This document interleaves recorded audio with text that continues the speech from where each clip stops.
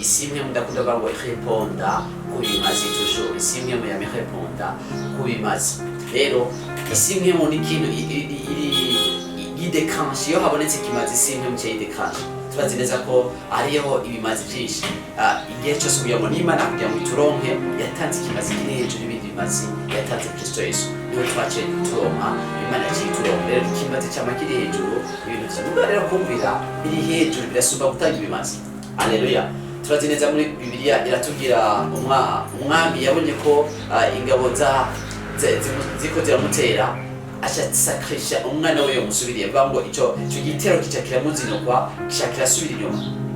Rero ikimazi ni ikintu kanaka kirafise ico bigikora, kirafise doze, kirafise ahantu urugezo kigezamo, mugabo ikintu cyo kumvira naco kiri hejuru cyane. Haleluya. Rero ikimazi ni ikintu kidasanzwe, ikimazi ni ikintu kidasanzwe. N'isi y'umwijima wo barabihokonesa, barazi neza ngo kugira ngo umuntu ashikane kanaka hari ikimazi ata umwana wiwe agapfa akagenda kugira ngo ashobore gushikana kanaka, kugira ngo isi imwe répondre ku bimazi. Turazi neza ko ari abantu kanaka basacrifice kugira ngo bashike aha, hari abantu batanga ibiguzi kanaka kugira ngo bashike ngaho. Ni byiza cyane, isi imwe répondre ku bimazi. Mugana kuzaniye ibanga ridasanzwe riri hejuru y'ibimazi byose, hejuru y'ibimazi byose. Bibiliya tubwira ikintu kidasanzwe. Reka turabira hamwe igitabo cya mbere cya Samweli ibice 15, turasoma ku murongo wa 22 bavuga ngo Samweli aramwishura ati, mbega Uhoraho ahimbagwa n'ibimazi byonswa n'ibindi bimazi gusumba umwumvi? Erega kumvira gusumba ibimazi no kuyoboka gusumba ibinure by'imfizi z'intama. Haleluya. Biratubwira ikintu kidasanzwe ngo kumvira biruta gutanga ibimazi. Haleluya. Nabwiye ko kumvira, kumvira biri hejuru yo gutanga ibimazi. Ibimazi nabwiye ko mwisi imwe répondre ku bimazi. Isi imwe kugira ngo isi imwe idéclenche, birakeneye ko ari ikimazi kiba cyabonetse. Mugabo kumvira biruta gutanga ibimazi. Haleluya. Wogerageza kugira ibyo. Ndakunda kubwira abantu benshi ingorane cyangwa ibigenda bishika birashoboka kuba bifatiye ko n'ikintu kanaka utumviye, n'ikintu kanaka utatawe. Rero kutumvira ni icyaha cy'ubugarije, bivuga ngo ni icyaha kirusha icyaha cy'urupfu n'uburozi. Ni ikintu giteye ubwoba cyane kutumvira. Rero niyo mpamvu ni byiza cyane kumvira, bivuga ngo nimwemera mu kumvira mu nzoga ibyiza byo mu gihugu. Rero umwana w'Imana imenyereze kumvira. Ibi bitubwira ikintu kidasanzwe, ngo nubwo Yesu yari umwana yambaye ibimenyetso kugira iki kumvira. Rero kumvira n'ibanga ridasanzwe. Kumvira biri hejuru cyane yo gutanga ibimazi. Kumvira biri hejuru cyane yo gutanga ibimazi. Rero baho wumvira, ingorane nyinshi zigenda ziba ku bana b'Imana zifatanye no kubatumvira, zifatanye no kutumvira ibintu kanaka umuntu agenda yisangamo. Birashoboka ko n'ingorane kanaka ugenda ubona zigenda zishika ku buzima bwawe zifatanye no kutumvira. Yona byamushikiye, ntiyumvira ndabigora ndace ziba kuri we, yisanze mu nda y'urupfu, yisanze aranareka arababazwa kubera iki kutumvira. Rero kutumvira ni icyaha kibi, ni icyaha cy'ubupfu n'ubugarane. Haleluya. Rero kumvira, rero biratubwira ngo nimwemera mu kumvira, gusubira mu byagezo tubona 28 umurongo wa mbere, muri mwagira umwete wo kumvira, Uhoraho ngo imigisha izobanza ko ibashikira. Rero kumvira hari ibanga ridasanzwe. Haleluya. Ndashaka kumenya dino banga ryo kumvira. Katurabe Deuteronome. Thank you Jesus. Gusubira mu byagezwe igice cyaho cya 28 ku murongo wa mbere aravuga ngo muri mwagira umwete wo kumvira Uhoraho Imana yanyu, mukitondera ibyagezwe vyiwe byose bagare umunsi mukabishitsa. Uhoraho Imana yanyu azobashira hejuru gusumba amahanga yose yo mw'isi. Ndashaka ndakwingize utahore kino kintu. Bitubwira ngo nimwagira umwete wo kumvira Uhoraho Imana yanyu, mukitondera ibyagezwe byose mbagera uyu munsi mukabishitsa. Uhoraho Imana yanyu azobashira hejuru gusumba amahanga yose, kandi imihezagiro yose izobaza ko ibashikira. Nose yamako izobashikira nimwumvira Uhoraho Imana yanyu. Haleluya. Bitubwira ngo Imana duhezagire imihezagiro yose y'imwe hano mw'ijuru.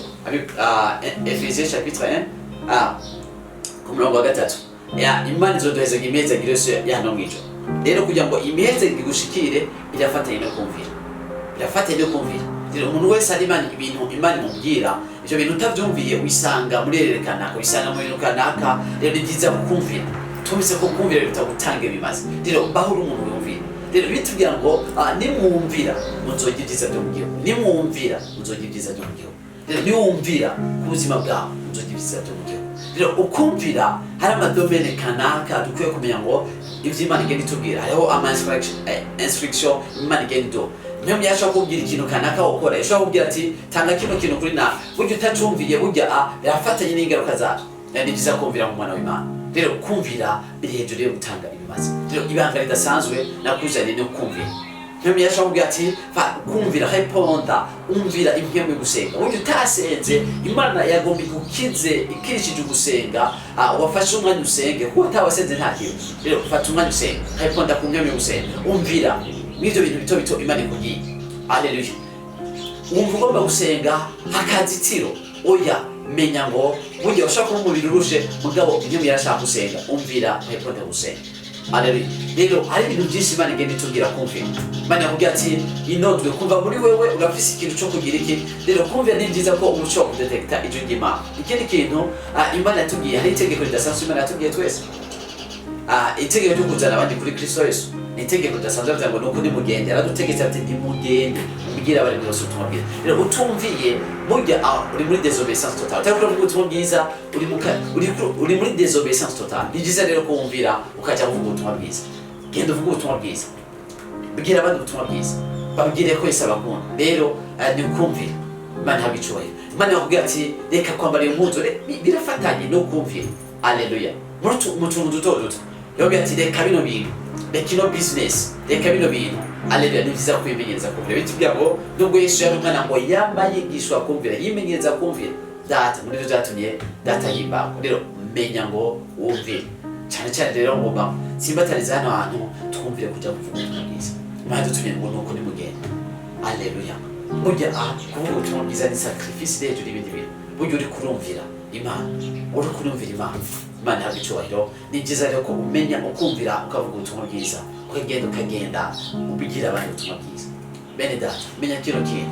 Burya Imana izotubaza. Ndakunda kuvuga kino kintu, ikintu Imana yaciye nk'umugani w'abakijwe itaranta, arabikijwe zitanu undi zibiri undi imwe. Bibiliya ivuga ngo umuntu wese uko ashoboye. Rero umuntu wese ari ikintu kanaka, hariho itaranta ufise muri wowe. Agakiza gashobora kuba ari itaranta, ubwenge ufise bashobora kuba ari itaranta. Rero genda ubunukishemo agakiza wakiriye. Ibanga bariko barakizwa biciye kuri wowe. Mwumvira genda uvuga ubutumwa bwiza. Ibanga y'abakizwa biciye kuri wowe. Ibanga bariko baravuga iryo zina rya Yesu biciye kuri wowe. Haleluya. Genda ubwira abantu ubutumwa bwiza. Yesu arabakunda. Ararindira umuntu habugenda ubutumwa bwiza. Azokwiza gute atawababwiye? Azokwiza gute batumvise ivyibwa? Haleluya. Bakeneye kubabwira. Umvira wahaguruka ugende ubwira abantu ubutumwa bwiza. Ntumere nka rimwe ngo ndaje ko wowe uzuye ikigongo cinshi ninagenda uzocubaharira. Oya, garagaza umutima wawe. Sengera ujya mu. Haleluya. Mashobora ati sengera ujya mu burya no kumvira afatanye no kumvira. Haleluya. Bwira abantu ubutumwa bwiza. Yesu aradukunda. Burya ikintu kidasanzwe kimunezereza nuko abantu bagiye bakizwa. Rero ikimazi cyo kumvira kiri hejuru y'ibindi bintu byose. Kumvira biruta gutanga ibimazi. Kumvira biri hejuru y'ibindi bintu byose. Haleluya. Kumvira biri hejuru y'ibindi bintu byose. Menya kino kintu n'uwumvira